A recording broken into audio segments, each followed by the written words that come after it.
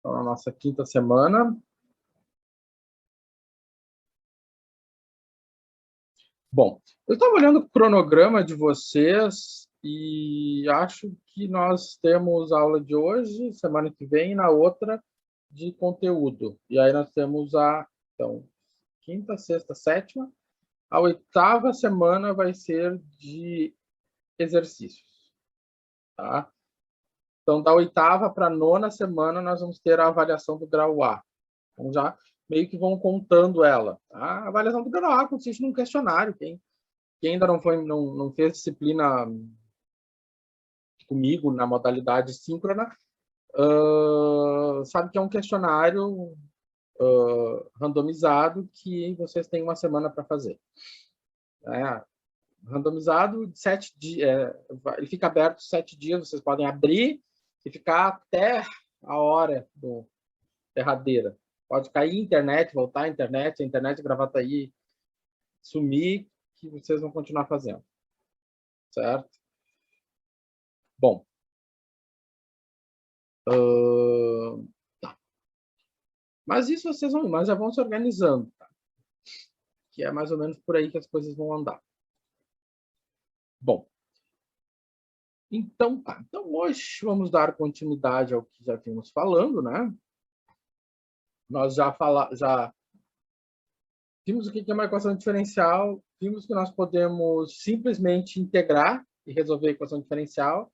Vimos na semana passada que dá para separar variáveis e integrar, né? E vimos que existe uma relação, que um dos problemas clássicos desse tipo de comportamento é o fenômeno exponencial. Que nós vamos hoje explorar. Tá? A ideia hoje é trabalhar bem com fenômenos exponenciais. Bom, um dos nossos amiguinhos que vai aparecer hoje, né? Ele aparece sempre em tudo, né? É o nosso amiguinho Newton. Né? O Newton e Euler, eles vão aparecer em tudo, gente. Né? As minhas disciplinas, eles aparecem toda hora, né? Principalmente aqui na cálculo numérico, né? O Newton aparece. Mas ele aparece em tudo. Bom, na aula passada, nós não terminamos o problema do decaimento. Né? Eu botei um vídeo no fórum de ciências sobre o que é um pouco isso e tal, dando um pouco dessa ideia. Eu achei outros vídeos bem legais até sobre o assunto, mas aquele lá parece que está um pouco mais direcionado. Né? Não é o nosso assunto trabalhar aqui, né? Vocês teriam que trabalhar isso uma disciplina de física, né? Física das radiações, sei lá. Bom, então nós vimos que o plutônio, né, ele decai ao longo do tempo, né? E que em 15 anos ele perde 0,043% da massa. Então, a massa inicial do plutônio eu chamei de A0. Né? E nós vimos também que eu chamei de A a massa do plutônio. Nomeei da letra que veio na minha cabeça. O nome que se dá, nasceu a variável, eu vou lá e dou um nome para ela. Chamei de A. A massa do plutônio é o que nós estamos perseguindo. Tá. Também lemos no problema que a massa do plutônio daqui a 15 anos ela perde 0,43. Então, o que acontece? Né? Esse A é a massa no instante menos a massa daqui a 15 anos. Né? Ou seja, daqui a 15 anos ela vai perder tudo isso. É uma quantidade bem pequena, né? Se corresponde, ou seja, daqui a 15 anos eu vou ter 0,9995 da massa inicial. Eu não perdi quase nada. Pois bem, e aí aqui em rosa dá a nossa equação diferencial, né? Ou seja, é a indicação da equação diferencial. Se a taxa de desintegração é proporcional à quantidade remanescente. Então, aqui é a minha taxa de desintegração. E aqui, ou seja, proporcional a quantidade remanescente, ou seja, a quantidade remanescente é o A, né? Ou seja, o A em cada instante. Muito bom. Então, nós vimos isso aqui, vocês já vimos na pré-aula, viram naquela videoaula, todo o roteiro da integração, né? Nós vamos falar disso depois de novo, fizemos isso semana passada. Então, nossa solução geral, né? A solução geral é essa aqui. Eu resolvo essa equação diferencial, eu tenho essa aqui, a solução geral. Né?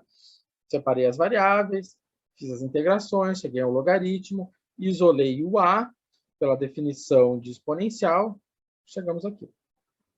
Tá. Então, até aqui não temos nenhum mistério, ainda é a reprise da aula passada. Tá. Também sabemos que o Q, né, nesse tipo de problema, esse Q, essa constante aqui, ela corresponde à condição inicial, né? Ou seja, qual a condição inicial? Que no instante zero, eu tenho massa zero. Então, se eu vou lá e substituo, no lugar do A, eu ponho A0, eu vou ter Q, E, na K vezes zero. Então, o A0 é igual a Q vezes. E na zero é quanto? E na zero é 1. Portanto, o Q é A na zero. Ah, então, é a minha condição inicial. Quando vocês abrem livros, às vezes, eles já vão direto dizendo isso, né? Que eu tenho a minha condição inicial. Se você pegar livros do ensino médio, livros do ensino médio trazem, às vezes, esses probleminhas, e aí eles já dão isso aqui direto, né? E aí eles já colocam, isso aqui é a condição inicial. Bom, então do problema a gente sabe o seguinte, que daqui a 15 anos, né? Daqui a 15 anos, eu vou ter essa quantidade de massa inicial. Ou seja, a massa inicial vai se perder. Então, eu vou substituir. No lugar do A, eu vou colocar a massa daqui a 15 anos. Mas, como é daqui a 15 anos, no lugar do T, eu vou colocar o 15. Ok. Então, o que acontece? Esse A0 que está do meu lado direito passa dividindo. E aí, então, eles vão se simplificar, né? Ou seja, esse A0 aqui, manda embora esse A0, sobrou apenas, né, do meu lado esquerdo, aquele número.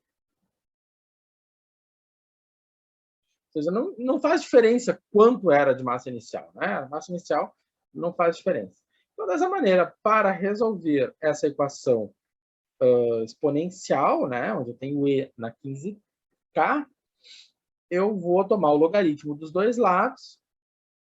Como eu tomo o logaritmo dos dois lados, né? No caso aqui, onde tem o exponencial, o 15K é expoente, ele vem para frente, né? Da propriedade dos logaritmos.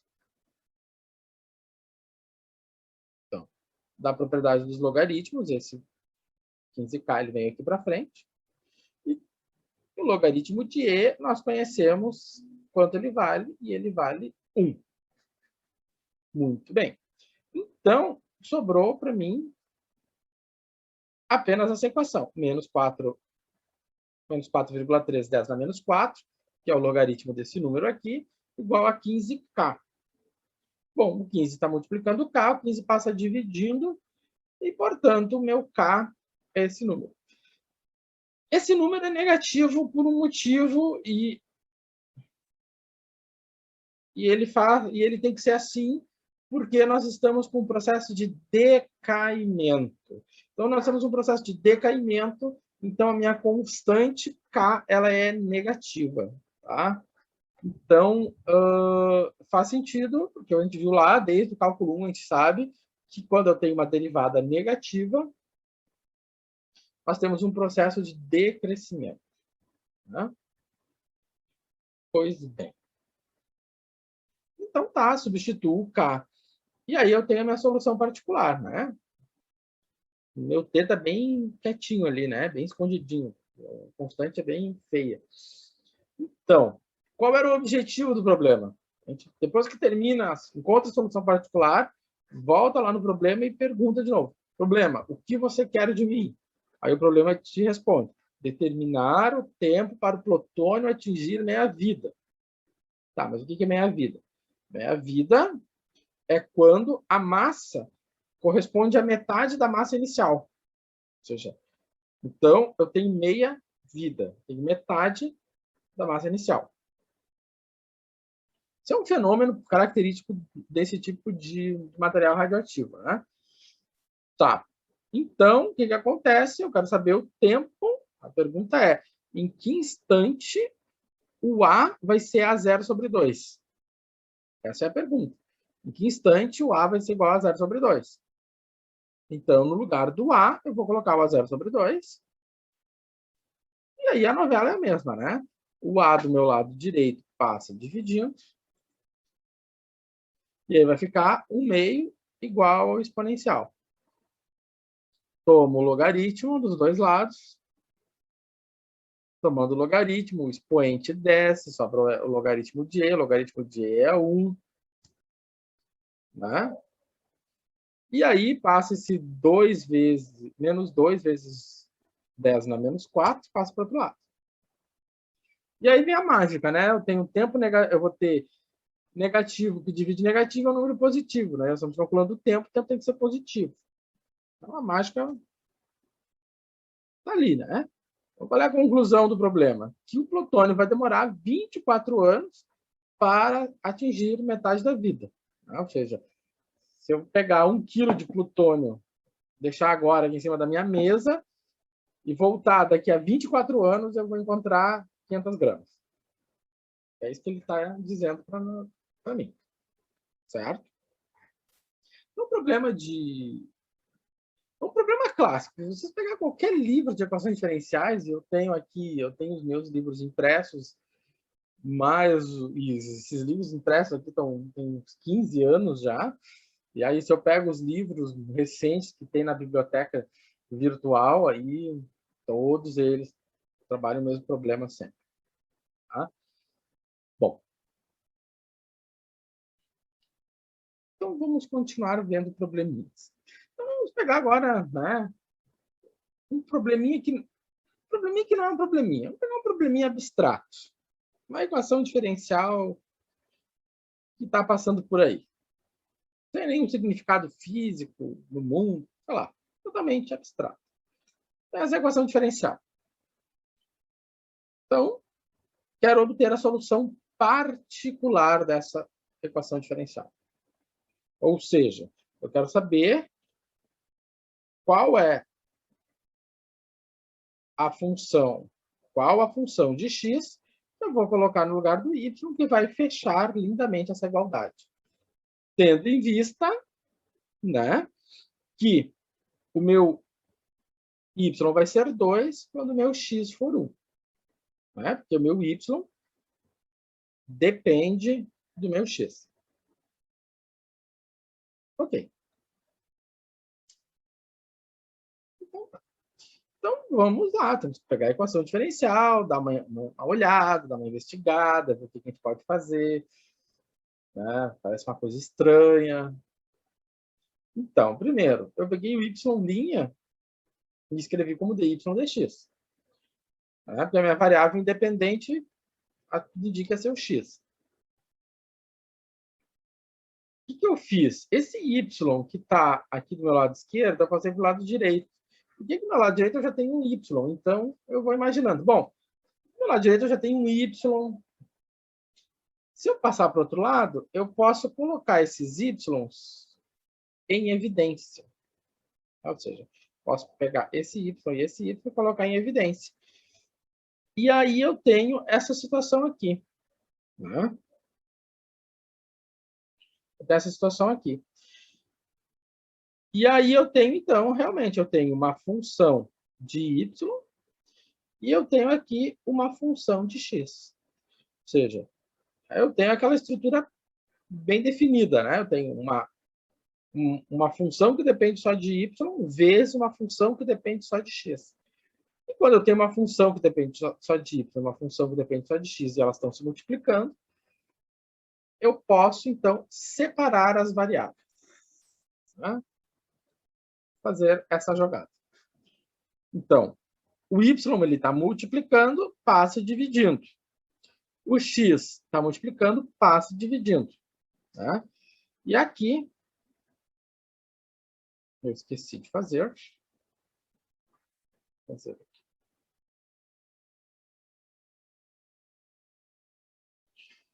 Tá?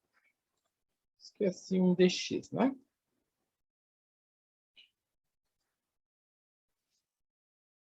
Deixa eu ver. Acho que eu não estou compartilhando. Tá.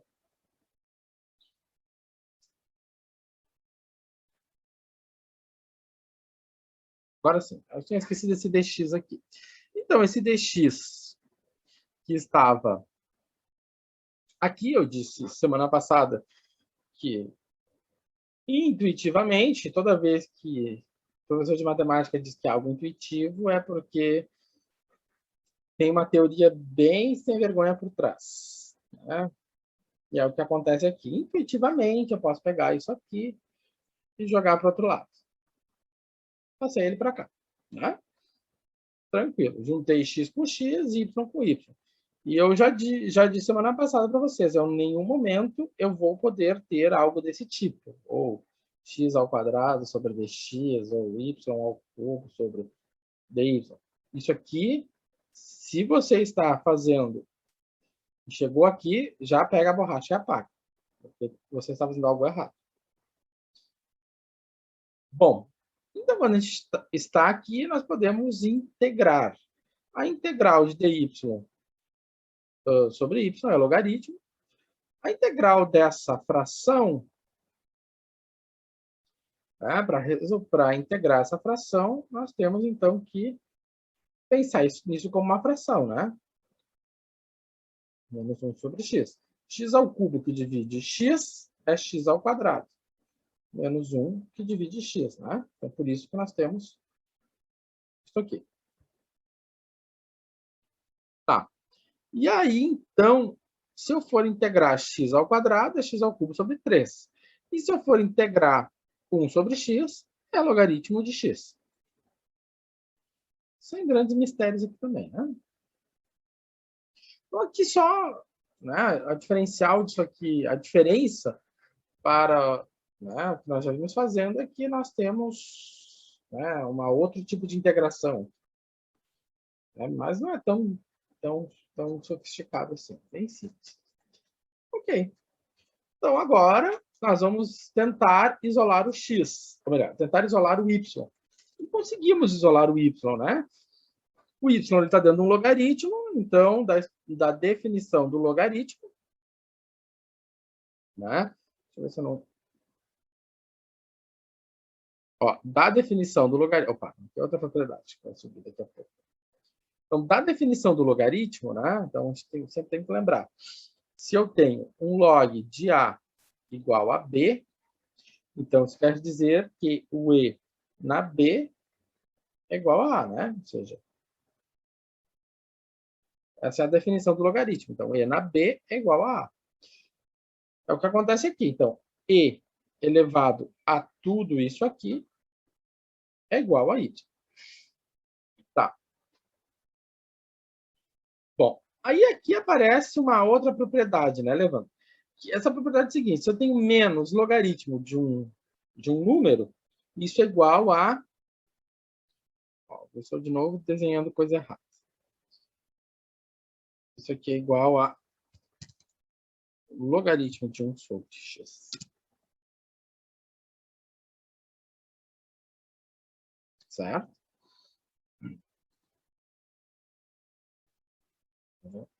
Então, se eu tenho menos ln de x, isso aqui é igual a ln de 1 sobre x. Por que eu coloco essa propriedade aqui? Coloco essa propriedade aqui referente a essa situação aqui. Eu tenho menos ln de x, ou menos ln do módulo de x.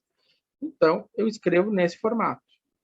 E repara, né, o que aconteceu daqui para cá? Né? Porque daí eu posso escrever tudo como uma soma. Mas eu posso escrever assim, né? Sobre 3 mais ln de 1 sobre o módulo de x mais c. Como eu tenho uma soma, eu tenho no meu expoente uma soma, eu vou ter o seguinte, e na x ao cubo sobre 3, vezes e na ln de 1 sobre módulo de x, vezes e elevado a c. Certo? Então, de novo, da onde que veio isso? Do fato que se eu tenho uma soma, tenho e elevado a mais b, então eu tenho e na a vezes e na b. Isso aqui é a propriedade básica das potências, né? Se você tem 2 na, sei lá, 3 mais 5, isso aqui é 2 na 3 vezes 2 na 5. Isso aqui é 2 na 8, igual a 8 vezes 32, né? Se você fizer 2 na 8 igual a 8, isso vai ser igual a 8 vezes 32. Tranquilo. Tá. Então, é isso que acontece aqui.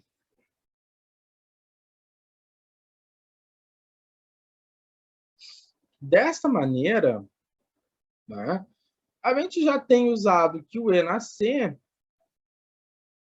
Dessa maneira aparece uma outra propriedade aí. Essa propriedade é uma propriedade bem interessante, que vai nos ajudar bastante na próxima semana. Isso aqui também vai nos ajudar bastante. É uma propriedade dos logaritmos que, se eu tenho E elevado ao logaritmo de um x qualquer, né? Então, o resultado dessa potência vai ser o próprio x.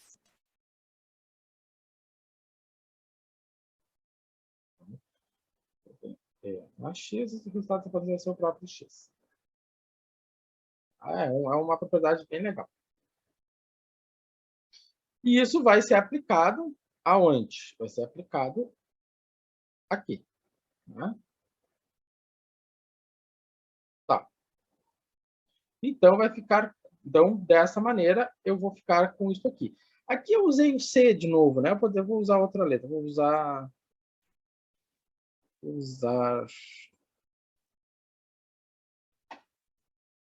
Aqui eu posso usar o quê?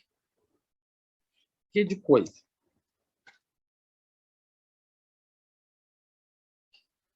Então, vamos ver o que eu fiz aqui, né? Por que eu cheguei nessa conclusão?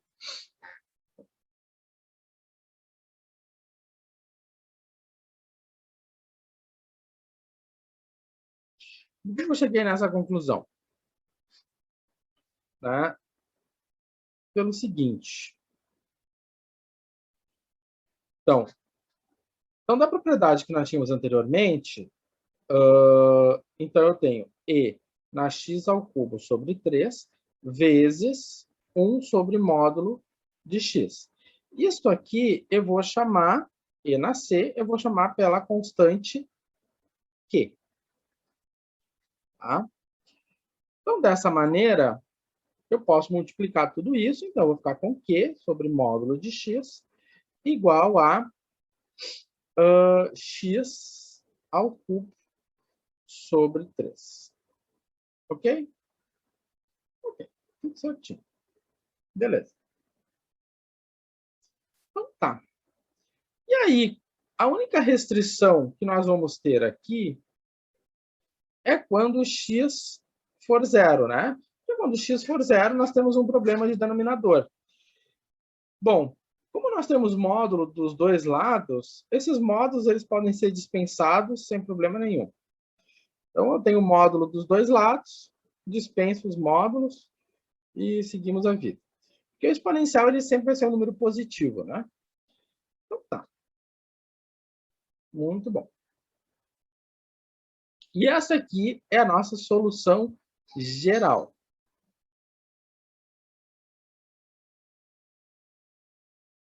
A solução geral, sempre para contextualizar, ela está considerando a condição, ela não está considerando nenhum tipo de condição, ou seja, ela está com a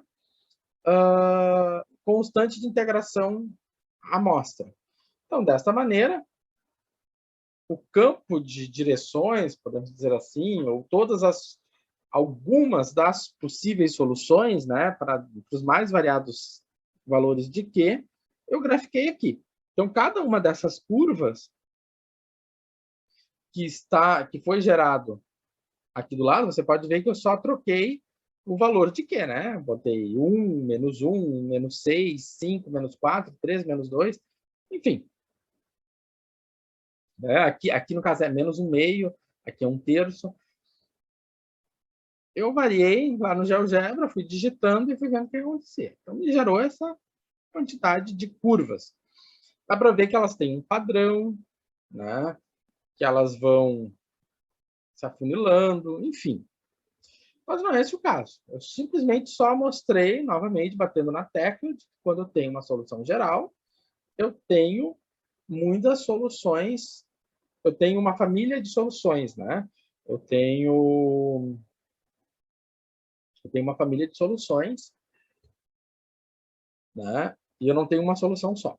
Para eu particularizar essa solução, eu preciso que o problema me apresente uma condição.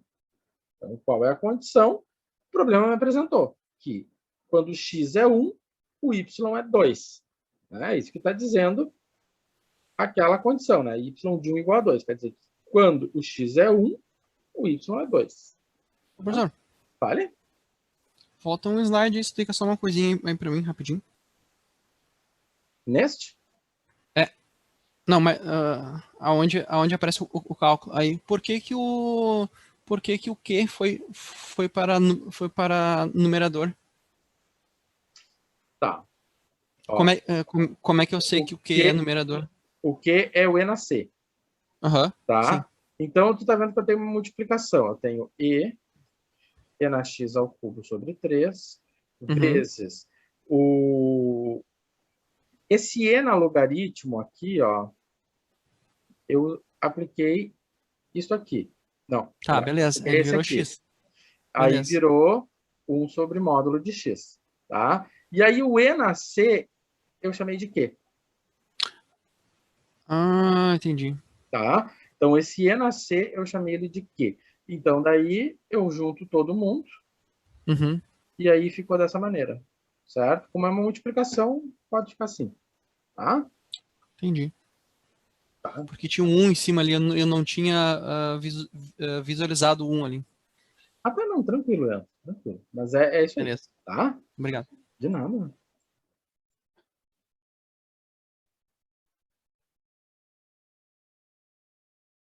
Bom,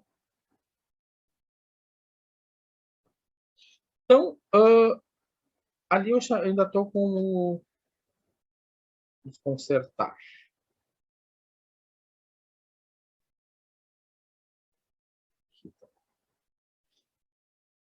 Ó, meu PowerPoint está de TPM. Na verdade, ele está certo, é porque eu tenho tanta coisa aberta aqui. Já vamos lá, tá? É que eu quero consertar uma coisa. Já consertamos juntos.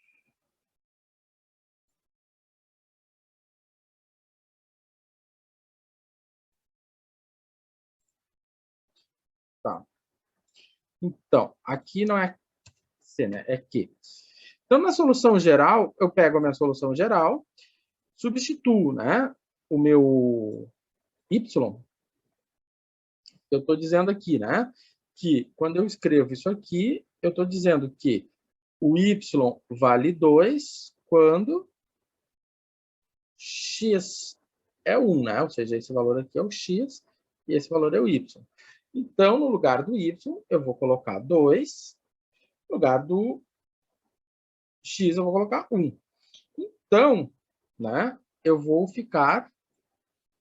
descobrir que o valor do Q vai ser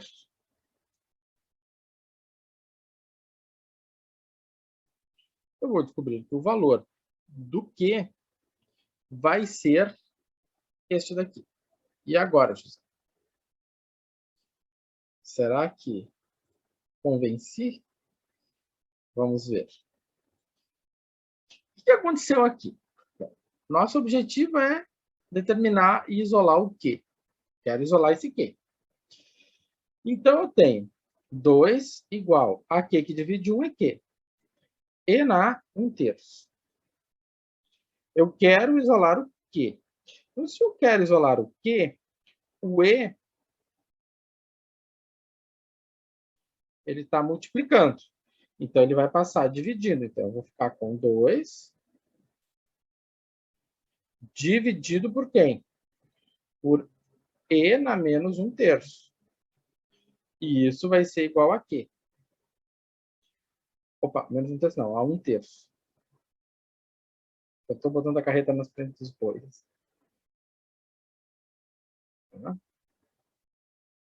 Então, eu peguei isso aqui e passei dividindo e ficou E na 1/3.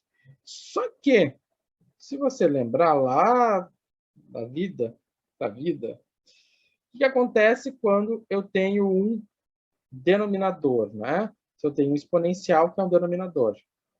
Se eu tenho algo desse tipo aqui, isso aqui nada mais é do que E na menos 1/3, né? Ou seja, se eu tenho 1 sobre E na x, isso aqui é E na menos x. Se você tem 1/8, isso aqui é 2 na menos 3, né? Por exemplo. É a mesma coisa que nós estamos... Tudo isso aqui é a mesma coisa, certo? Propriedade das potências. Então, dessa propriedade das potências, eu tenho que 2 vezes E na menos 1/3 é igual a quê? Tá? Ele estava multiplicando, passa dividindo. E na hora que ele passa dividindo, a gente tem que lembrar que se ele passou dividindo, então ele é um expoente negativo. E por isso, né, eu coloquei, daí eu vou lá, no lugar do que, né, eu coloco, no lugar do que, eu coloco essa expressão aqui, né? Botei ela no lugar do que. Pois bem, acabou o problema? Acabou o problema. O prédio não cai mais. Mas não está bonito, né? A gente pode deixar um pouco mais bonito. Né? Pode deixar um pouco mais. Então, o que eu tenho aqui? O que eu tenho aqui? Bom, posso botar 2 na x, eu posso... aqui eu só permutei, né? Eu trouxe esse coloquei aqui e esse coloquei aqui, mas poderia ter deixado este aqui e deixado esse ali. Mas tem uma finalidade, né? Uma finalidade estética, não uma finalidade do que tem que ser assim. É uma finalidade estética, daí estética é gosto de cada um. O gosto do Sora é sempre deixar o menos meio para trás, né? Não carregar um sinal de cara. Então, o que eu tenho aqui? Eu tenho uma potência de mesma base. Então, se eu tenho potência de mesma base, eu somo os expoentes. Somando os expoentes, eu vou ficar com E na x ao cubo sobre 3 menos 1/3. Dessa forma, né, eu posso colocar o terço em evidência. E aí, chego a essa solução aqui. Olha só que lindo. A gente fez um trabalho, tiver uma coisa tão bonitinha assim. 2 sobre x e na 1/3 x ao quadrado da x ao cubo menos 1. Olha só. Né? Poderia ter deixado assim, já estava certo. Poderia ter deixado assim, já estava certo. Mas eu fui dando aquela simplificadinha, aquela ajeitadinha, né? Para ver até onde dá para ir. Não, posso melhorar? Acho que não. Né? Enfim. Quando eu vou ter que simplificar? Bom, aí entra aquelas coisas de, por exemplo, olhando para os alunos preocupados com avaliação. Às vezes eu resolvo e simplifico, às vezes eu resolvo e não simplifico, ou seja, eu vou botar itens simplificados ou não. né? Se fosse uma prova, um questionário discursivo, eu não vou cobrar a simplificação mais rebuscada possível, né? Eu tenho uma dica que eu deixo a alunos que gostam de simplificar, é o seguinte: na dúvida, não simplifica. Porque é mais feio uma simplificação mal feita, você fazer uma simplificação que não devia, do que simplificar, de que deixar de simplificar. Deixou de simplificar foi, na hora eu corri e não deu tempo de fazer. E simplificar mal mostra sim que você não sabe fazer uma simplificação errada. Então, é melhor não simplificar. Então, na dúvida, não simplifica. Deixa o resultado bruto, você encontrou o resultado, certo? Bom, mas aqui eu fui simplificando, a gente tem que mostrar, né? A gente tem que mostrar, estimular os alunos. Bom, e aí eu peguei essa curva aqui, joguei no GeoGebra e encontrei a solução particular. Então, a minha solução particular é isso. E aí a gente vai interpretar o problema. O que isso significa? Não sei. É um problema abstrato. Ou seja, se eu pegar esse y e substituir lá na equação diferencial, vai fechar aquela equação diferencial perfeitamente, né? Lá faz as derivadas aqui, umas derivadas aqui, acho que nem um pouco amistosas, mas joga lá em cima. A igualdade tem que se manter, tá? Bom, estamos chegando ao final da nossa primeira live, né? Nós temos mais 2 lives ainda, e nesse intervalo, vou deixar vocês pensar nessa história do resfriamento de Newton, né? O resfriamento de Newton é quando você tira um bolo do forno e deixa em cima da mesa e tem que esperar ele para ele estar a uma temperatura ambiente. Quanto tempo ele vai demorar para chegar à temperatura ambiente? Essa é a pergunta que o resfriamento de Newton faz. É a pergunta que o Newton fez lá no século XVI. Certo? Bom, então vamos chegando ao fim da nossa primeira live e voltaremos em 20 minutos, 17 minutos. Nós estamos um pouco atrasados. Voltamos às 20 horas e 20 minutos, lá na segunda live. Certo? Então, daqui a pouco, nos vemos.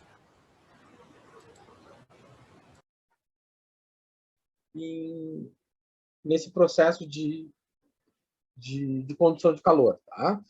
Porque depois as leis de calor que vão surgir nas disciplinas de fenômenos de transporte e transferência de massa de calor vão ser bem mais... vão levar em considerações outras coisas. Mas essa é a primeira vez que alguém surgiu, alguém deu uma ideia, né?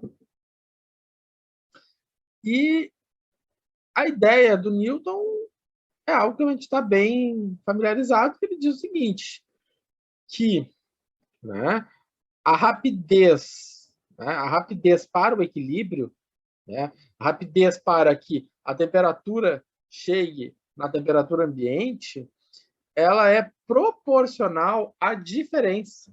Olha, a palavra proporcional apareceu de novo. A diferença entre a temperatura no instante T, a temperatura no instante, e a temperatura ambiente. Então, eu tenho rapidez é o quê? Derivada. Tá? Essa derivada ela é proporcional a uma diferença. Tá? É o que está dito aqui, né? Então, a rapidez dt sobre t é proporcional a uma diferença. Então, não está mudando muito daquilo que a gente já viu, né? Bom, se é proporcional, então tem uma constante de proporcionalidade. Né? Então, a nossa equação diferencial está aqui, montadinha. Então, essa é a nossa lei de resfriamento de Newton. A rapidez, né? Vou ler de novo. A taxa de variação da temperatura ao longo do tempo, ou a rapidez com que a temperatura tende à temperatura ambiente, né? Que é, essa rapidez é simbolizada pela derivada, é proporcional, ou seja, igual a 1K, uma constante de proporcionalidade, é proporcional à diferença entre a temperatura no instante em que eu estou avaliando e a temperatura ambiente. Então, o que eu sei? A temperatura ambiente é fixa. Vamos supor, aí é que entra aquelas coisas, né? Vamos supor que a temperatura ambiente seja fixa, que ela não varia. Tá? Que tanto faz eu estar às 12 horas, ao meio-dia, e à meia-noite, a temperatura é a mesma. Essa é uma limitação do problema. Tá? Então,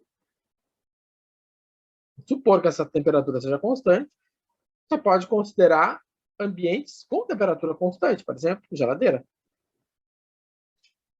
Né? Bom, então tá. O que acontece? A minha variável dependente é o t grande. Então, eu passo... Aqui eu tenho t menos TA. TA é uma constante, sei lá, 20. Passou dividindo. O dt de tempo, né, o tzinho, passa para o outro lado. Bom, separei as variáveis. Nenhuma novidade. Agora, eu vou integrar. Bom, na hora de integrar, o que eu vejo? Aqui é uma du sobre u, né? Se eu considerar meu u como t menos ta, né? Se eu considerar o u como t menos ta, o meu du vai ser dt. Melhor, dt grande. Porque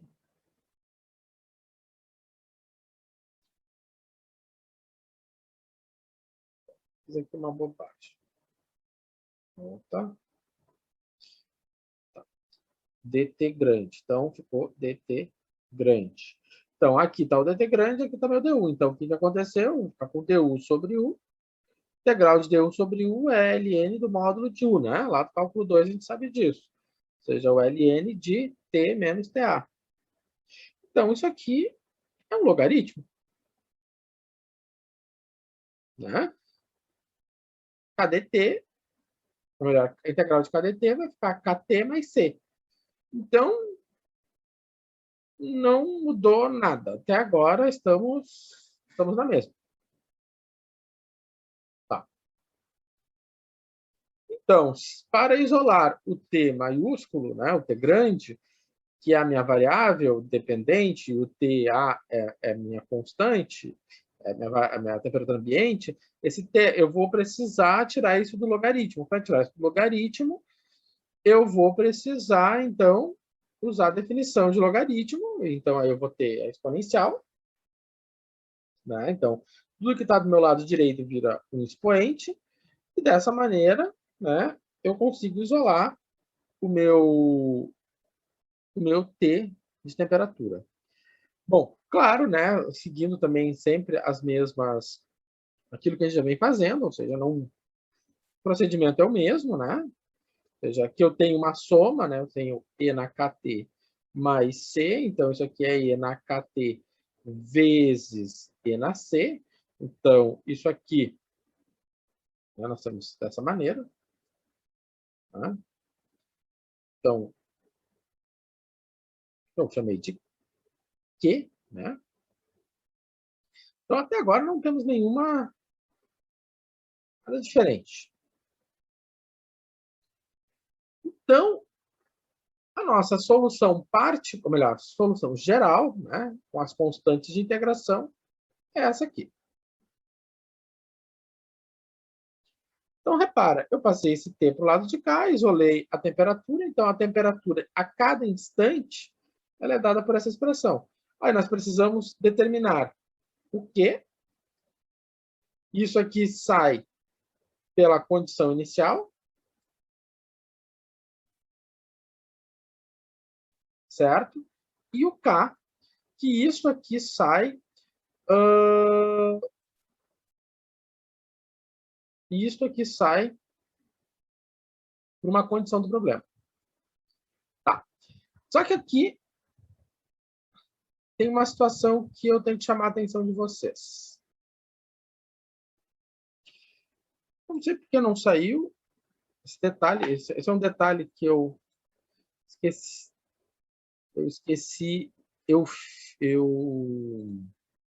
Eu corrigi ele, mas eu não sei porque ele não apareceu aqui. Eu acho que eu não salvei direito.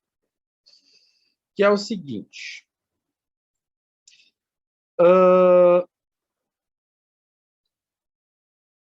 Nós estamos trabalhando com um resfriamento. Né? Um detalhezinho bem pequenininho que eu esqueci de passar aqui, que eu tenho que voltar. Eu estou trabalhando com resfriamento. Se eu estou resfriando, o que está acontecendo? A temperatura está aumentando ou diminuindo? Ela está diminuindo. Ou seja, à medida que a temperatura desce, né? Ou seja, ela sai, sei lá, de 200 e vai para 20. Ela está diminuindo. Então, essa diminuição, essa proporcionalidade, ela é um decrescimento. Então, esse decrescimento ele tem que ser representado por uma constante K negativa. Por quê? Porque eu tenho uma derivada, né? Ou seja, essa derivada ela indica um decrescimento. Se a derivada indica um decrescimento, a derivada é negativa. Tá? Então, por isso que aparece o sinalzinho de menos. Então, vamos corrigir o sinalzinho de menos.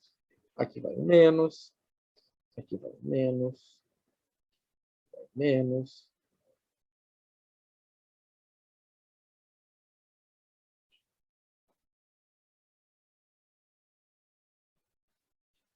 Aqui vai o menos.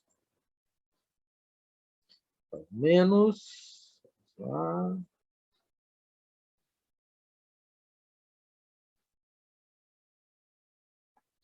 Isso, inclusive, foi uma questão de ANAD, esse problema aqui. Tá. Uma coisa...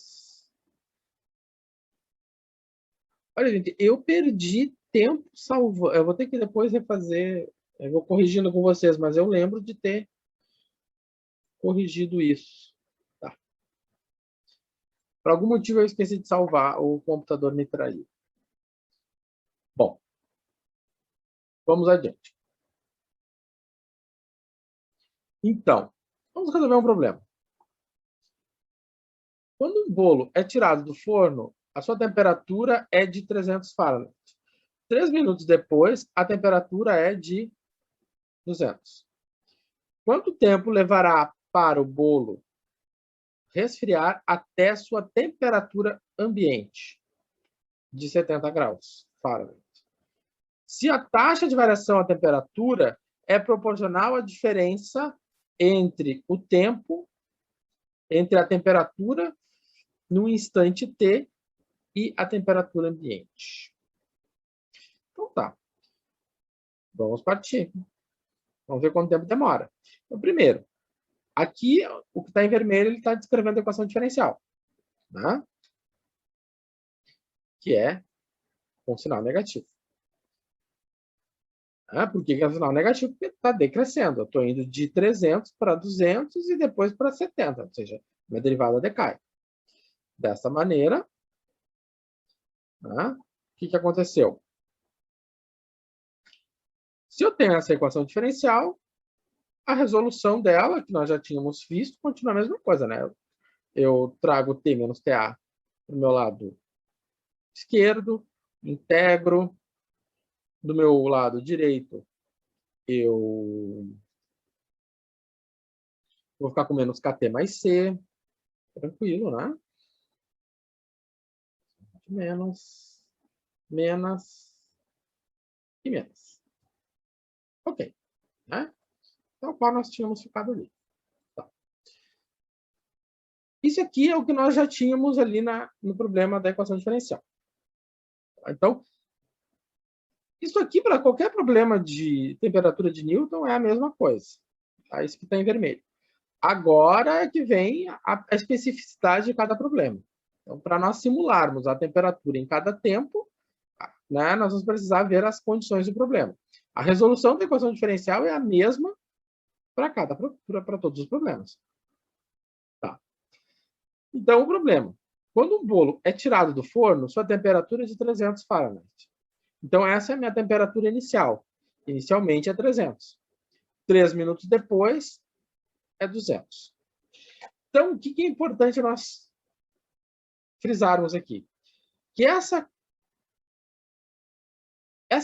informação aqui, ela vai ser útil para calcular o quê? Por quê? Porque é a condição inicial. O Q, a constante de integração, ela está sempre relacionada à condição inicial, ou seja, T de 0 é igual a 300. Ou seja, no instante 0 é igual a 300. A outra informação que ele dá, essa temperatura aqui, ele se refere a K. Que isso é uma propriedade do material, certo? Uma propriedade específica daquele material. Tá? Então ele já está dizendo lá num outro tempo essa temperatura. Então, ele está dizendo que no tempo 3, a temperatura é 200. Beleza. Então, tá. Então, dessa maneira,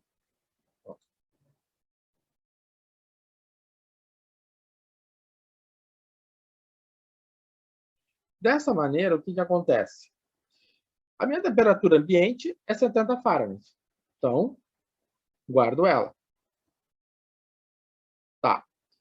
Agora, se eu tiro, no instante que eu tiro do forno, a minha temperatura, meu instante inicial, é 0, né? Então, T de 0 é igual a 300. Certo? Tá ali. Qual é a outra informação que falta? Falta a temperatura 3 minutos depois. 3 minutos depois, a minha temperatura é de 200. Tá? Então, está ali. Cada uma das informações do problema eu grifei e escrevi como a equação diferencial. Agora eu vou substituir essas informações aqui, né? Vou substituir essas informações na minha solução geral e vou determinar quem é o Q, quem é o K e obter a solução particular. Tá? Muito bom. Então, tá. Então, se eu sei todas essas informações, vamos adiante. Então, aquilo que eu já dizia antes, né? O K, ele depende do problema, da condição do problema, ou seja, ele vai depender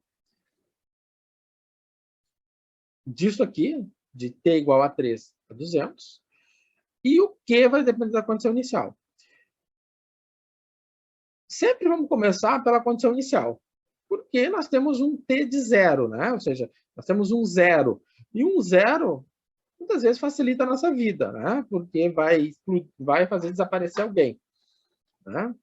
Então, é o que acontece. Se eu pegar a condição inicial, né? Se eu pegar a condição inicial, então eu peguei a condição inicial, né? Então, tá. Então, no lugar, se eu pegar a condição inicial, no lugar do t, eu vou colocar 300. No lugar do t, do tempo, eu vou colocar o 0. Tá? O 70, aqui, como nós já tínhamos visto anteriormente, né, esse 70, ele corresponde à minha temperatura ambiente. Então, ele vai ir para o lugar da temperatura ambiente. Ele vem para cá, né? Vou botar da mesma corzinha.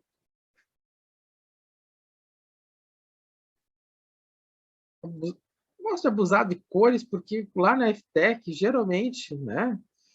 Vocês lembram que só tinha uma caneta preta e de vez em quando me aparecia uma vermelha. Então aqui eu tenho todas as cores que eu posso. Tá? Então, abuso. Beleza. Então eu descobri que, né, botei o 300 aqui, 70, que já é a temperatura ambiente. Então, o 70 passou negativo. Menos K vezes 0 vai ser 0, então vai ficar E na 0. E na 0 é 1. Então, Q vezes 1 é Q. Então, meu Q é 230. Tá? Sem nenhum mistério aqui. Tranquilo. Então, Q é 230. Já apareceu aqui o 230. Tá? Lembrando, é menos.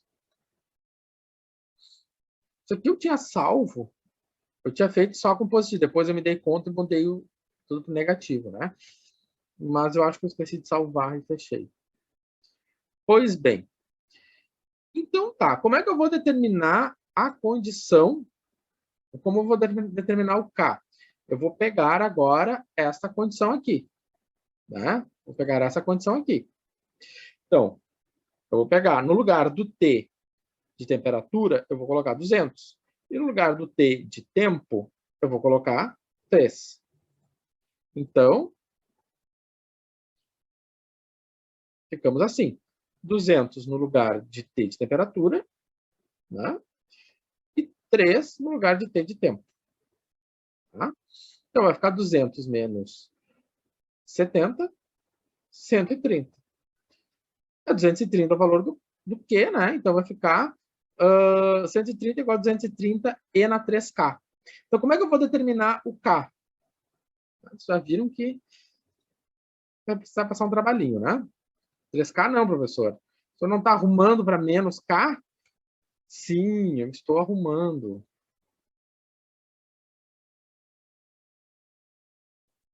Então, nós temos essa equaçãozinha para resolver. Dessa maneira, eu passo 230 para o meu lado esquerdo. Então, ficou 130 por 230. Faço a divisão.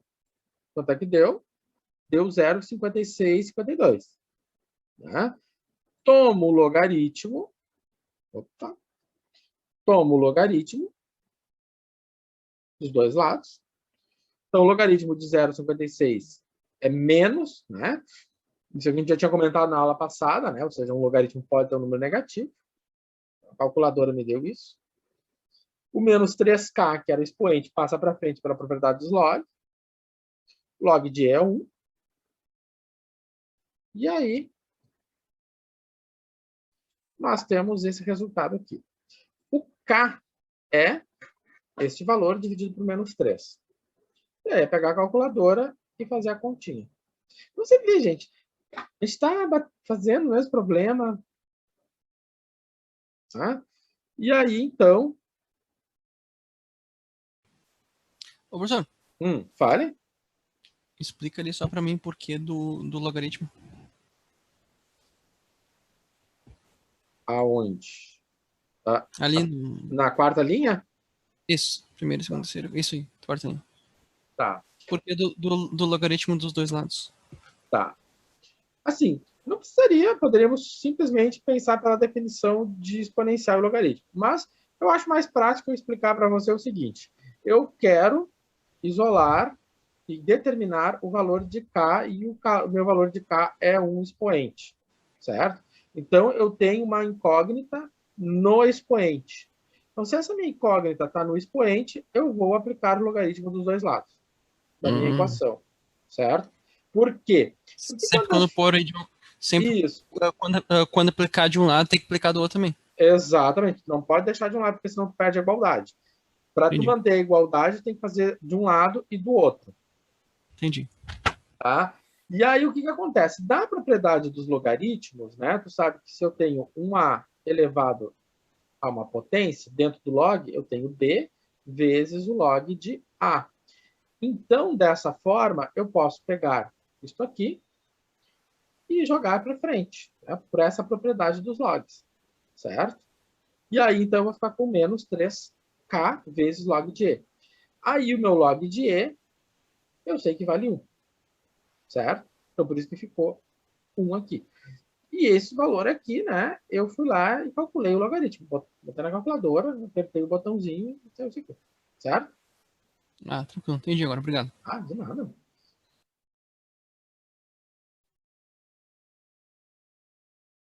Tá. Beleza. Então, chegamos a esse resultado.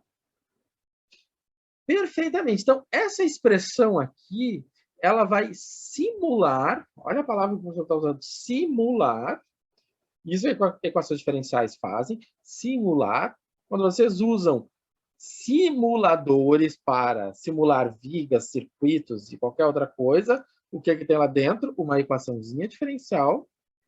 Então, essa expressão aqui, ela está simulando a temperatura ao longo do tempo. Ou seja, eu tenho algo desse tipo. Eu tenho T de temperatura e o T de... Ou melhor, T de tempo e T de temperatura. E aí eu vou ter algo desse tipo. Já vamos fazer esse gráfico, mostrar o gráfico bonitinho aqui, porque eu sei que alguns... Ah, ele já está fazendo gráfico. Sei que às vezes gráfico as pessoas têm medo, mas gráfico é uma coisa muito simples. Tá? Então tá ali, ó. Fiz o gráfico. Se você fizer o gráfico botei lá no GeoGebra. Você repara o seguinte. Olha só que coisa legal. Né? Ó, primeiro, aqui está o 2 e aqui está o 4. Fale? Perguntinha, o sinal de menos veio da onde ali? Ficou na positivo, né? Não, o sinal continua o sinal de menos. Tá tudo É de certo menos agora. mesmo? É? Tudo certo, tudo certo. Menos vezes menos dá mais. O que eu tenho? O que acontece? Vamos lá. O meu modelo é menos KT. Né? O meu modelo é menos KT. Ó. Sempre é menos KT. Tá vendo? Ó, tudo é menos KT. Menos KT. Menos KT. Tá vendo ali? Ó? Sempre menos KT.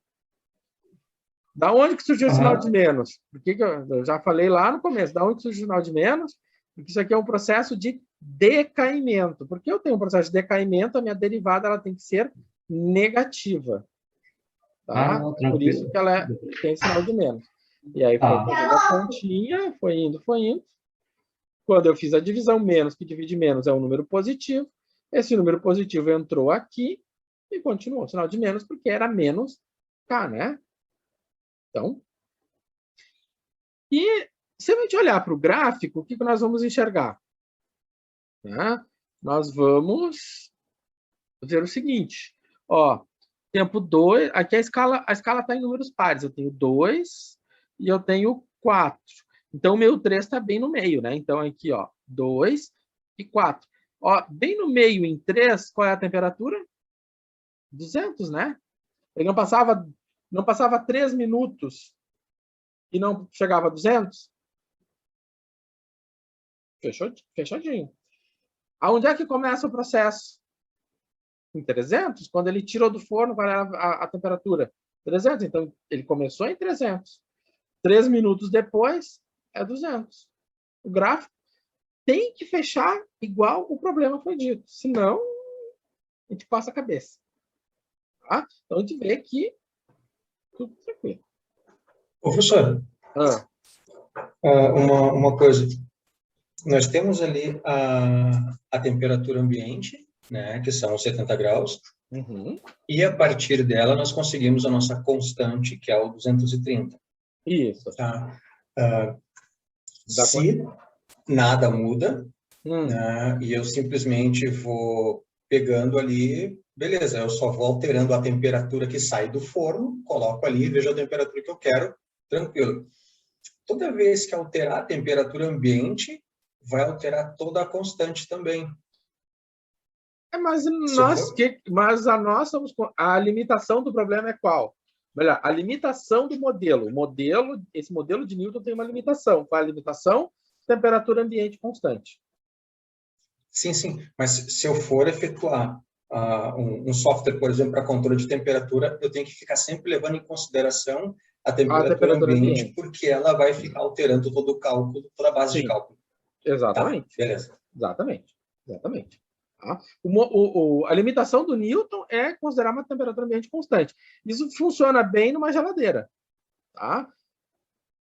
Ali você consegue fazer uma simulação física bem interessante. Certo? Bom, então, a pergunta é, modelamos o problema, obtivemos a nossa solução particular, observamos o gráfico que fechou bonito, tudo certo. Agora, vamos... O que o problema está me perguntando? Né? O que o problema quer de mim? O problema quer saber quanto tempo levará para o bolo resfriar até a sua temperatura ambiente ser 70 graus. Até a temperatura ambiente 70. Então, o que eu tenho que fazer? Eu quero saber quanto vale T, né? Eu quero saber quanto vale o T. Né? Eu quero saber quanto vale o T para o T grande ser 70. E aí nós vamos ver uma outra limitação do nosso modelo. Né? O nosso modelo tem outra limitação. Qual é a outra limitação? Essa. Uma explosão. Né? Essa explosão aqui. Porque quando eu passo 70 para o meu lado esquerdo, vai ficar 70 menos 70. Vai ficar zero. Aí eu pergunto, quando um exponencial vai ser zero? Nunca. Esse exponencial aqui. Quando vai ser zero? Nunca. Nunca, nunca, nunca. Então, isso aqui é uma explosão nuclear. Ou seja, uma inconsistência. Ah, tá tudo errado, então. Não, não tá tudo errado. Tá tudo direitinho. É porque nós estamos trabalhando com um exponencial. Essa temperatura vai chegar na temperatura ambiente, sabe quando? Vai chegar um dia. Um dia ela chega lá. Lá onde? No infinito. Quando T for infinito, o bolo vai chegar à temperatura ambiente. Ah, mas isso não é prático. Concordo que não é prático. Porque o nosso modelo, ele é um modelo que tem limitações. É um modelo com muitas limitações da realidade, porque é um modelo muito simples. Certo? Então, como eu estou apresentando primeiramente um modelo, um primeiro modelo que vocês estão vendo desse tipo de coisa, ele é um modelo simples. Claro que lá nas disciplinas mais específicas de massa e calor, essas coisas, vocês vão ver modelos mais sofisticados, mais robustos, que vão saber responder essas questões de forma sem ter esses furos. Então, isso é algo muito comum quando se está fazendo pesquisa em engenharia, é você saber adequar qual o modelo. Né? Então, o Henrique já viu ali, mas eu tenho a temperatura ambiente. Então, como eu vou adequar essa temperatura ambiente sendo variável? Né? Como eu vou suprir essa limitação no modelo? Então, são coisas que vão surgindo nos modelos e que tem que sendo melhorados eles para se adequar à realidade. Então, nessa realidade que apresentou o modelo de Newton, que é o modelo mais simples que existe, a temperatura vai chegar a temperatura do bolo vai chegar na temperatura ambiente no infinito. Né? Ou seja, quando o T for ao infinito, eu vou ficar com 70, que é constante, sai para fora do limite, o 230 é constante, sai para fora do limite, eu vou ficar olhando apenas para o exponencial. Ora, conforme o T vai crescendo, o exponencial vai diminuindo, que é o que faz esse movimento desse gráfico, né? Então, esse limite vai para zero. Então, vai ficar 230 vezes zero, né? Ele vai chegar a 70 só no infinito. Boa pergunta, né? Boto lá nos itens os tempos e vamos lá. Quando ele vai chegar na temperatura ambiente? Só no infinito. Só a glória de Deus Pai. Tá? O que a gente leva de aprendizado dessa questão é não esperar o bolo ficar na temperatura ambiente. Comer antes. Não. Tem que comer antes. Exatamente. Exatamente. Exatamente.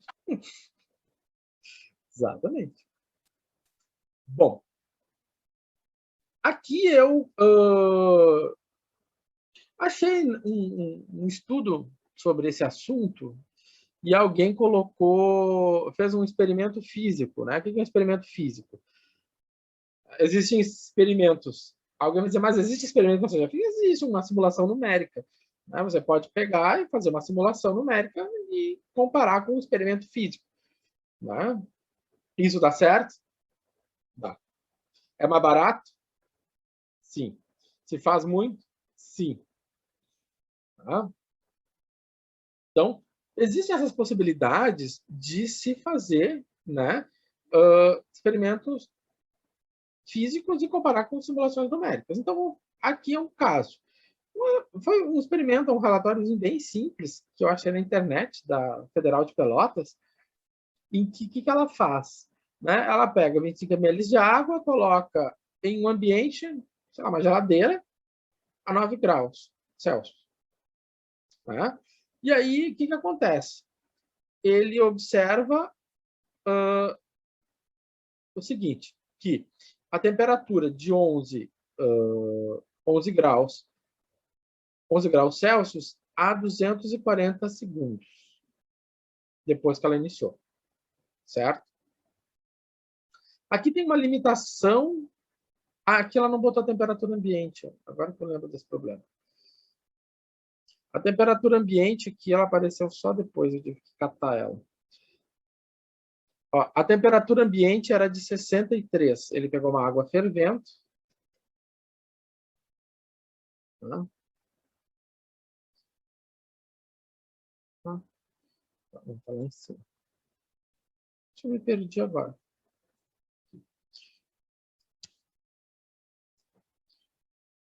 Isso aqui é a minha temperatura ambiente. Vou botar no equation. Professor, volta no slide 39, ele só um segundo, por favor. Vamos lá. Então, nós estamos chegando ao finalzinho da live. Eu vou deixar vocês pensar nessa questão aqui. Que é o 39, aqui. Este? Valeu, professor, obrigado. Tá. Então, tá. Então, aqui ele pegou uma água... Não, essa aqui é a temperatura inicial. Peraí, só deixa eu voltar. Temperatura ambiente, tá certo. Não, essa aqui é a temperatura inicial, desculpa. Bem que eu avisei.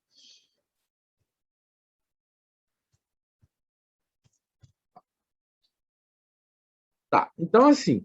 Então, a ideia aqui desse problema é o seguinte. Então, dada esse cara aqui, ele foi lá, ele pegou 25 ml de água, que ele aqueceu até essa temperatura, e nessa temperatura aqui no instante zero, né, a temperatura no instante zero, ele colocou no refrigerador e ele observou que a temperatura no instante 240 era 11, sendo que a temperatura inicial era de 63, certo?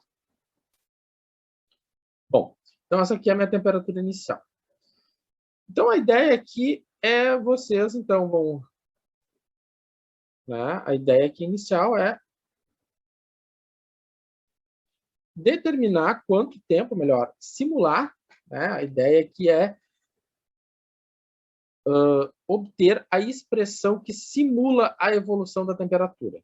Então, a ideia desse problema é essa. Então, obter, né, essa expressão. Para isso, a gente vai ter que fazer a integração, né? E obter a expressão. Tal qual a gente fez no exemplo anterior, certo? Então, essa é a nossa... Se é o nosso, né, trabalho do intervalo. Então, nesse intervalo, vamos, então, pensar um pouco nisso, vamos, então, obter essa expressão. É tudo igual que a gente fez anteriormente, certo? Não tem grandes mistérios. Mas agora é hora de botar a mão na massa e tentar praticar. Certo? Então, 20 minutinhos para o prof beber uma água e 20 minutinhos para vocês tentarem resolver esse problema. Até daqui a pouco.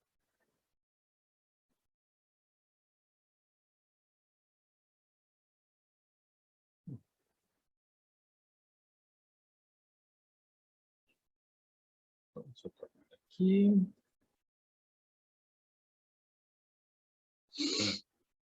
Bom, então, nós tínhamos isso aqui, né? Nós tínhamos essa simulação, né? Nós temos um copo, né? Uma quantidade de água que foi deixada dentro de um refrigerador. Inicialmente ele estava com 63,88 e 240 segundos depois ele estava com 11. Né? Um refrigerador ultra. Bom. Então tá. Então o que acontece? Nosso modelo de resolução é esse aqui, né? Que a taxa de variação da temperatura é proporcional à diferença. Bom, faço a integração do modelo, né? Isso aqui a gente já está acostumado, né? Como fazer, tá? Tarará, tarará. Então, para determinar o que, a constante de integração, nós vamos, então, considerar o tempo igual a zero e a temperatura 63. Então, colocando 63 no lugar do T, tendo em vista que a temperatura ambiente é 9, nós estamos colocando um refrigerador ultra, né? 9. E aí, então, o que acontece? Né? Eu coloco no lugar do T de tempo o zero, eu vou ter, então, o exponencial vai ser 1, portanto, o meu Q é 54,88. Pois bem, descobrir quanto vale o Q. Falta descobrir quanto vale o K. Para determinar o K, nós vamos ter que usar essa condição, que no tempo 240, a minha temperatura é 11. Desta maneira, eu coloco no lugar de T de temperatura o 11, no lugar de T de tempo, eu boto o 240. Bom, então passo o 9 para o outro lado, aí eu vou ter menos 240, vou ficar com 2,51 igual a 54,88 vezes E. Isolo E, e aí o que eu faço? Poderia ter resolvido a divisão aqui, não vai mudar muita coisa, não vai mudar absolutamente nada. Né? Poderia ter feito a divisão e tomado o logaritmo, mas aí eu botei o logaritmo dos dois lados antes de tomar a divisão. Não muda nada. Então, novamente, porque eu usei o logaritmo para resolver o problema exponencial, ou seja, eu tenho uma incógnita no expoente, então, para descobrir qual é a incógnita que está no expoente, eu vou precisar de um logaritmo.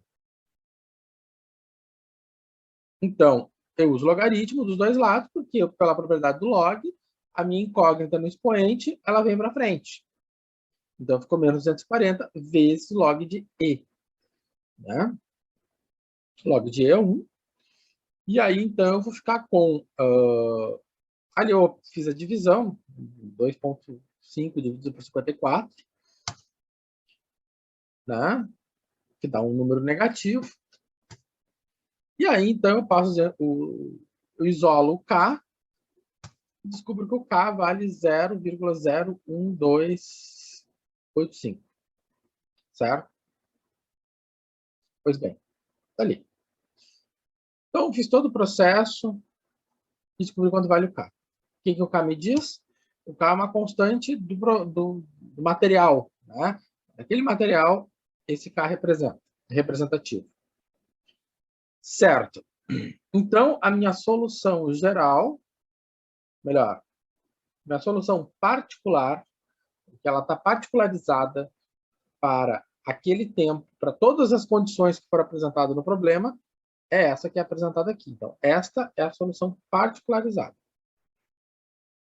Tá?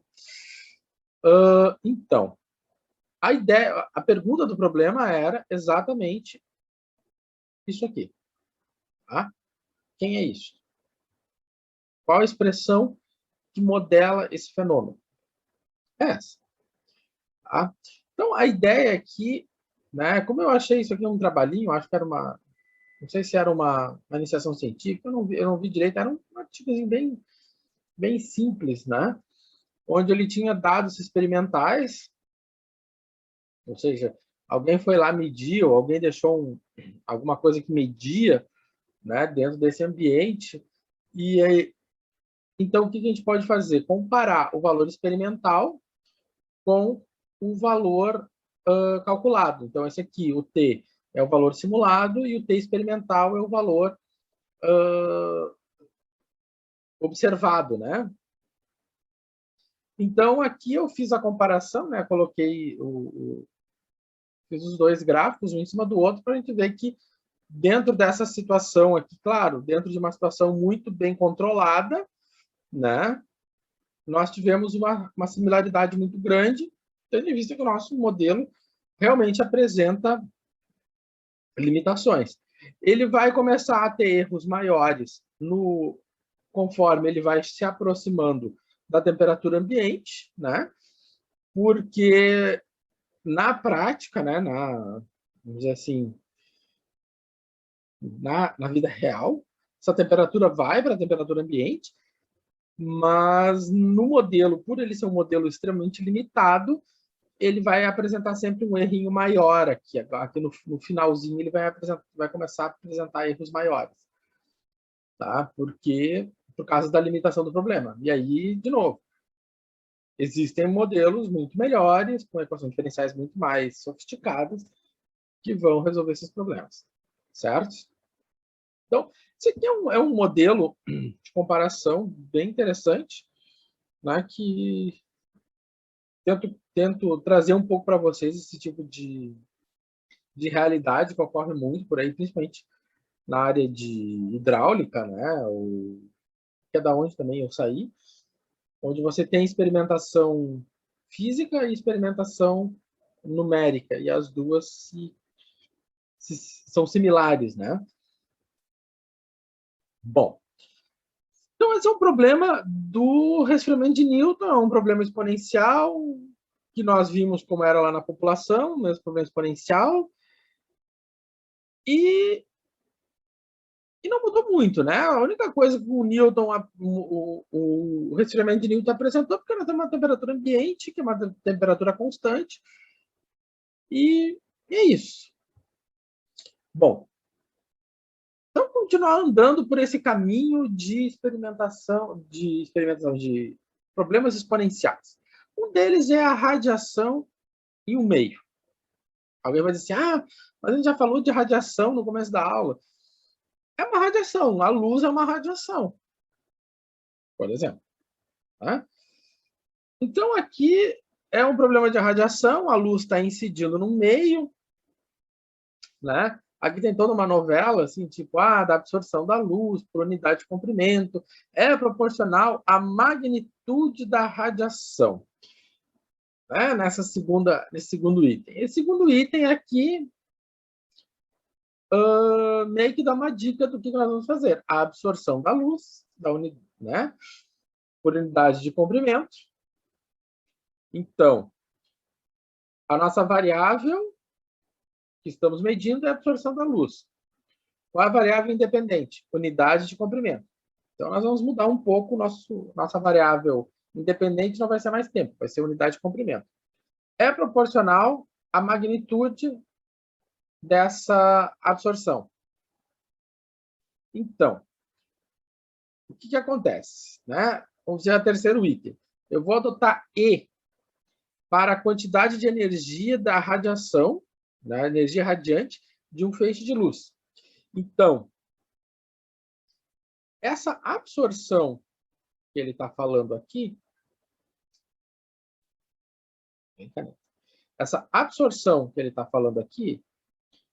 é a energia. Quanto de energia é absorvida?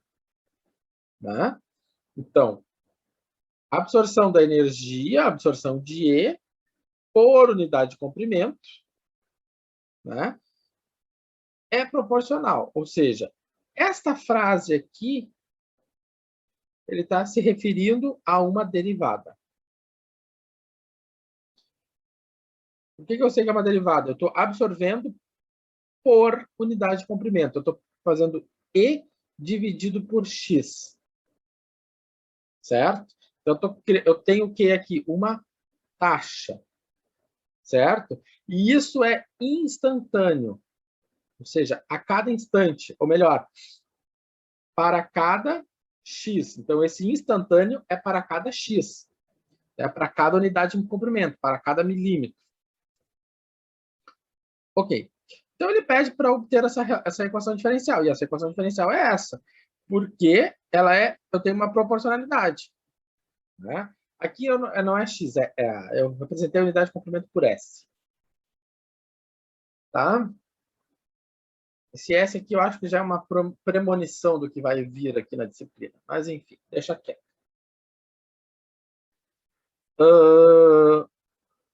Então, é uma equação diferencial que a gente já conhece. Né? Ou seja, essa taxa é proporcional à magnitude de energia absorvida. Ou seja, é o que a gente já está cansadinho de ver, né? E essa proporcionalidade, né, vai ser, né, dada por menos alfa. Esse alfa corresponde... Opa, eu disse que era o alfa. O alfa corresponde ao coeficiente de absorção. E ele deve ser um característico do meio. Né? Quem estuda esse tipo de coisa deve se interessar pelo alfa, deve avaliar as propriedades, né, dos materiais que absorvem luz, por exemplo, a partir desse alfa. Deve ter, sei lá, uma tabela de alfas. Enfim, então aqui nós temos um problema. Então, o coeficiente de absorção da água, então, né, a luz na água. Então, a luz está incidindo na água. Então, se você andar no ponto mais fundo do oceano, lá vai ser escuro, não vai entrar a luz lá. Então, o coeficiente de absorção da água para a luz vermelha, né, então já pegou uma luz específica, é de aproximadamente 0,5 1 sobre metro. Bom, isso aqui é uma unidade de medida que eu não sei, perguntar para alguém que entende. Então, esse é o coeficiente de absorção. Então, o que ele deu para mim aqui? Ele me deu o alfa. O alfa é 0,5. Bom, aí ele pergunta, determine a distância percorrida por um feixe de luz vermelha na água para que 90% dessa luz seja absorvida. Ou seja, 90% da energia na superfície. Então, é a ideia dessa figurinha aqui, né? O que acontece? Aqui está a minha superfície. Então, na superfície, eu incidiu a luz. E aí eu tenho uma energia. Certo? Ele quer saber quanto eu vou ter que descer para que eu tenha apenas 10% da energia dessa luz vermelha. Ou seja, quanto eu vou ter que descer para absorver 90% da intensidade da luz vermelha. Então, ou seja, em que nível eu vou só ver 10% da luz vermelha? Então, tá. Então, nós vamos ter que pegar a nossa equação diferencial, que é essa, tá? Ou seja, onde eu estou trabalhando com a intensidade. Essa intensidade vai ser medida pela energia. O alfa é 0,5, né? Então, eu vou colocar na minha equação. Bom, é uma equação diferencial que a gente já está acostumado a resolver, né? Então, d ds igual a menos 0,5 vezes z, o e passa para o outro lado, então d sobre e igual a 0,5 ds. Se eu for integrar, né, os dois lados, eu vou integrar a d sobre e, vai dar um logaritmo, isso aqui já estamos carecas de saber. menos, então, a integral de ds é S, né? Aqui só mudamos as nossas variáveis, né? Então, se eu quero isolar o E, então vai ficar E elevado a menos 0,5 vezes S mais C. Por se tratar de uma soma dentro de um expoente, eu vou ter uma multiplicação, e esse E na C eu chamei de K. Tudo igual. Tá? Desde a aula passada, vocês não tem reprise. É só reprise. Né? Só reprise. Então, tá aqui. Isso aqui é a minha solução geral. Beleza. Tá. Se eu tenho a solução geral, eu vou querer a solução particular desse problema. Tá. Então, o que acontece? A minha condição inicial, né? Condição inicial é que é o E0. Então, a minha condição inicial é que na superfície, né, a minha energia é zero. Então, se eu coloco o E0 no lugar do E, o 0 no lugar do S, que é meu nível inicial, então eu vou ter, né, eu vou ter K igual a E0. Bom, isso nós já tínhamos comentado sobre isso, que essa constante de integração, nesse caso, é a condição inicial. Tá. Solução particular. Como vamos determinar? Tá? Bom, ela já está dada, né? Porque o nosso alfa, ao contrário dos outros problemas, nos outros problemas nós tínhamos que determinar quem era o K ou o alfa. Aqui, esse alfa já foi resolvido para nós. Ou seja, ele é um problema mais simples, né? Ele já foi dado. Então, já foi dado, então aqui está a nossa solução particular. Pronta e acabado. E repara, não interessa qual é a quantidade inicial de energia. Né? A nossa intensidade não interessa. Porque qual é o objetivo do problema? O objetivo do problema é determinar a distância percorrida pelo feixe de luz vermelha na água para ela absorver 90%. Então, eu quero saber quem é o S, né? Ou seja, determinar o S para que a energia seja apenas 10%. Então, aquilo que eu dizia, quem é esse S aqui? Né? Quem é esse S para eu ter 10% da energia inicial? Então, aqui tem energia inicial, quem é o S para eu ter só 10% dessa energia? Ok. Então, no lugar do E, eu vou colocar 0,1 E0. O E0 passa dividindo, e aí meu problema é esse. Problema exponencial simples. Né? Que nós já resolvemos, são os montes aqui. Né? Então tá. Então, como eu vou resolver isso? Log dos dois lados, porque nós temos uma variável, uma incógnita, no expoente. Então, para baixar essa incógnita, eu aplico o logaritmo dos dois lados.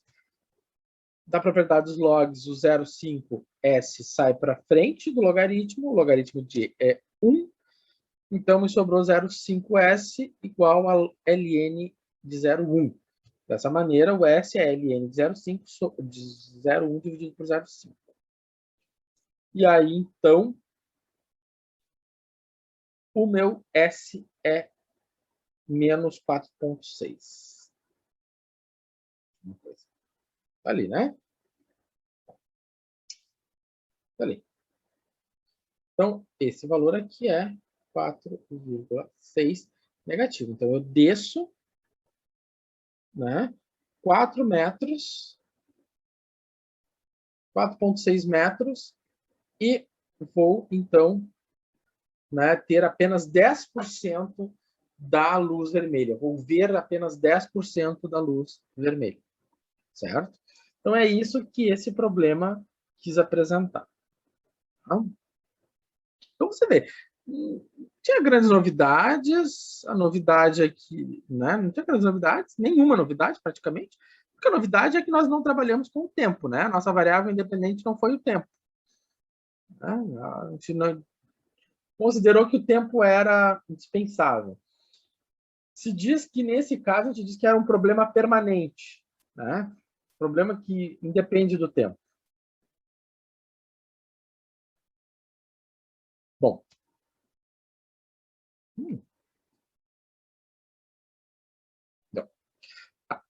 Então, por fim, vamos para um problema de investimentos. Né?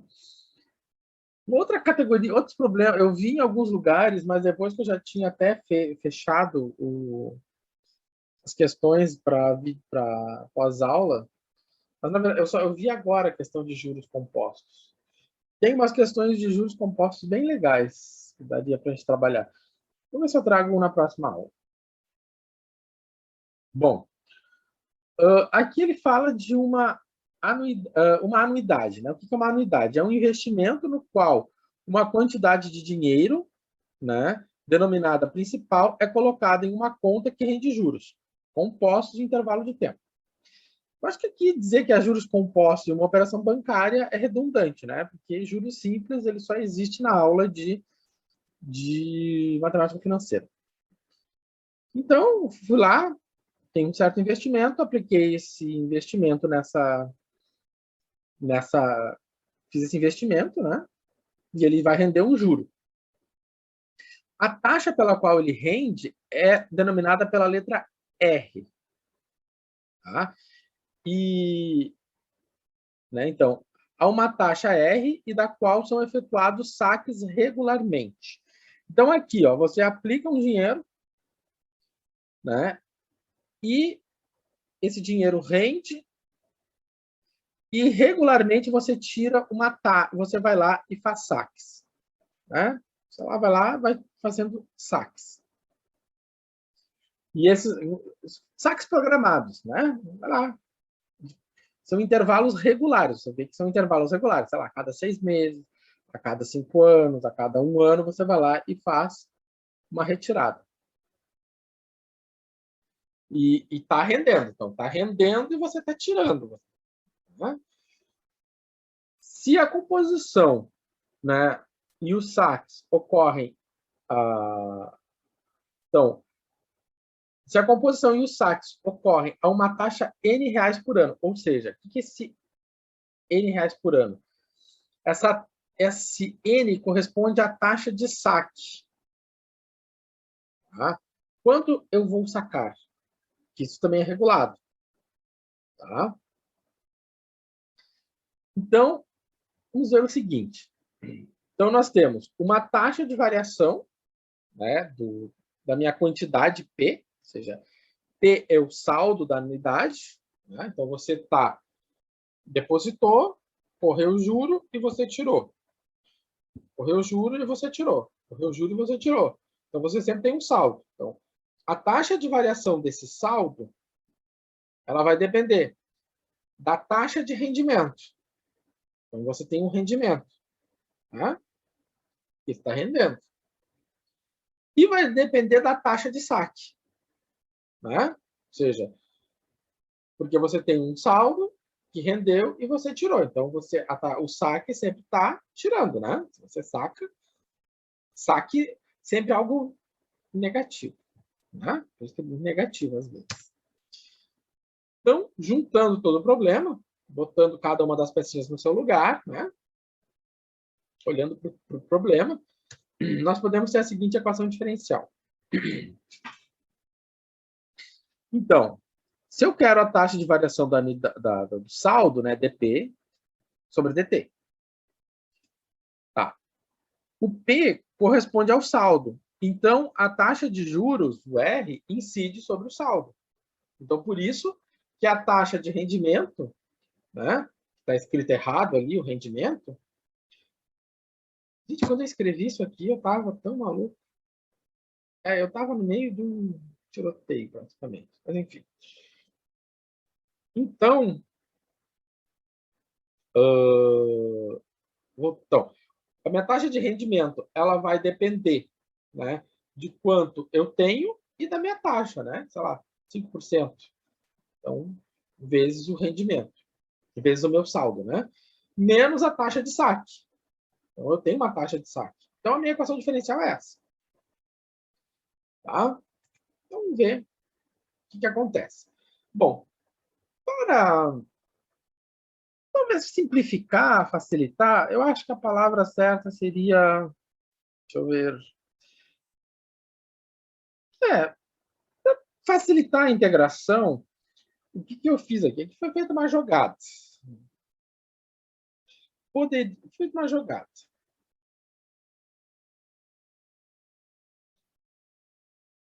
Que é, né? Eu coloquei o R em evidência. Eu coloquei o R em evidência, então, RP menos N. Se eu coloquei o R em evidência, vai sobrar um P menos. Bom, mas aqui não tem R, né? O N não está multiplicado por R. Então, se ele não está multiplicado por R, eu divido por R. Por que isso? Porque se eu fizer o caminho de volta, quanto é que é R vezes P? RP. Quanto é que é R vezes NR? R vezes NR. Vai sobrar o próprio N. Certo? E aqui eu vou deixar como exercício. Né? Não é para entregar, é para vocês se divertirem. Né? Na hora que não tem nada para fazer, vai lá, pega o problema e faz o seguinte. Resolve o problema sem colocar em evidência e ver o que acontece. Eu não sei. Não fiz isso. Deixo para vocês descobrirem. Que dá para integrar? Não, dá um problema. Agora que eu enxerguei. Porque se eu passar o RP sobre... Não, dá sim, dá sim. Dá sim. Tá? Poderia ter feito isso.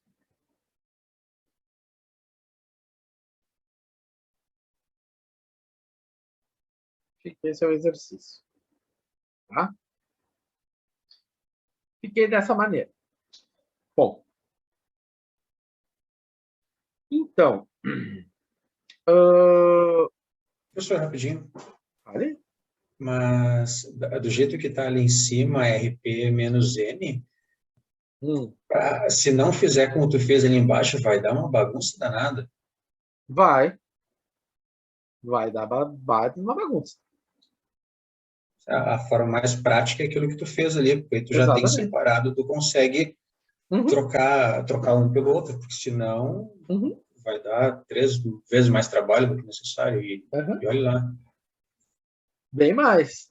E, enfim, eu vou depois voltar na semana que vem nesse problema aqui de novo, porque ele é uma equação diferencial linear que nós podemos resolver com aquela metodologia da semana que vem, mas é bem isso que tu está falando, Henrique. Bom, então, vamos partir para a integração. Partindo para a integração, eu vou ter esse PNR vai para lá, o RDT vai para o outro lado, integro todo mundo, e aí aqui eu tenho o seguinte, né? Vou ter o logaritmo, né? Vamos ver, como é que eu tenho o logaritmo? Eu tenho P, se eu disser que U é P sobre NR, NR é constante, tá? Isso aqui é constante. Então, eu vou fazer a derivada disso aqui e vai sobrar apenas o dp. Então, eu tenho du sobre u.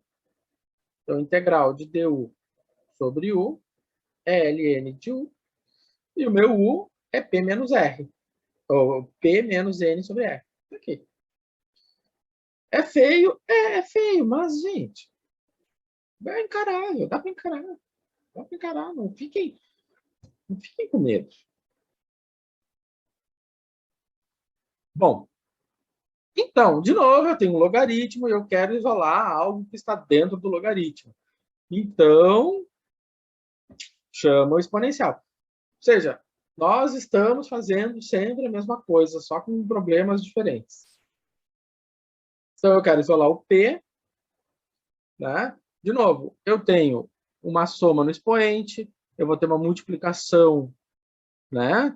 Eu vou pegar esse E na C, vou chamar de K, e logo a minha solução geral é essa. Então, o P é o saldo, né? Vamos recordar, o P é o saldo, o N é a taxa de retirada, quanto eu posso retirar, o R é a taxa do investimento, o T é o tempo e o K é o que nós não sabemos ainda quando vai. O K é uma constante de integração. Beleza. Então, esse é um problema. Resolvido o problema num contexto geral. Ou seja, é um problema que foi resolvido num contexto geral. Então, vamos trazer isso para dentro de um problema. Você foi lá, uma anuidade que rende juros de 7% ao ano, né? Com saques efetuados continuamente a uma taxa de R$500 ano. Então, você efetua, foi lá, investiu a 7% ao ano e está retirando R$500 por ano. Então, a pergunta é, quando a anuidade ficará sem recurso se o depósito inicial for de R$5.000? Ou seja, por quanto tempo, todo ano, no finalzinho do ano, eu posso ir lá e tirar R$500? Vamos descobrir. Como nós vamos descobrir? A partir da solução geral daquela equação diferencial. Nós resolvemos a equação diferencial, né? Agora, então, temos essa solução geral. Agora, saber encaixar as pecinhas no seu lugar, nós vamos descobrir por quanto tempo eu vou poder fazer esse saque de R$500. Então, N é a taxa de saque, é 500. Então, o N é 500. R é a taxa de juros, 7% ao ano. Logo, nós temos esse problema, montadinho. Lembrando que 7% é 7 sobre 100, né? Ok. Está ali, montadinho o nosso probleminha. Então, precisamos descobrir quanto vale o K. Nós já sabemos. Então, aqui eu só efetuei, né? Eu só efetuei a divisão, né? Fiz a divisão 500 dividido por 0,07. E aí eu vou descobrir quanto vale o K. Para descobrir quanto vale o K depende de quem? Do investimento inicial, né? Inicialmente eu estou investindo R$500, ou melhor, R$5.000. Então, eu vou investir 5.000 no tempo 0 e eu vou descobrir que o K vale esse número. Ah, professor, mas é um número negativo? É. Você vai estar fazendo saques? Não vai? Então, tem que ter alguém nessa fórmula que puxe para baixo, né? Então, é o K. Pois bem. Então, a minha solução particular é essa aqui. Ali apagou o T. Está ali o T bem bonitinho. Né? Então, está ali. Beleza. Então, agora é ver o objetivo. Então, por quanto tempo eu vou poder fazer esse saque de R$500? Por quantos anos? Todo ano eu vou lá e tiro R$500. Então, quer saber o tempo para que o P seja 0. Quanto tempo vai demorar para o P ser 0? No lugar do P, eu vou colocar 0 e vou calcular o T. Temos uma equação. O que eu faço com essa equação? Bom, aqui eu posso passar esse 2042 para o outro lado, ou 71 para o outro lado, enfim. De maneira que nós temos essa situação aqui, né? Ou seja, nós vamos ficar com equilíbrio de sinais. Tá. Então, nós vamos dividir esse 2042, está multiplicando o exponencial, passa dividindo. Vou deixar o exponencial isoladinho. Então, o meu exponencial é 3,333. E aí, então, como eu vou fazer para baixar esse exponencial? Nenhuma novidade. O logaritmo. Aplica o logaritmo dos dois lados. O 0,7 vem, o 0,07 vem para frente. E aí, então, o tempo vai ser dado por isso aqui. Né? Ou seja, o logaritmo de E é 1.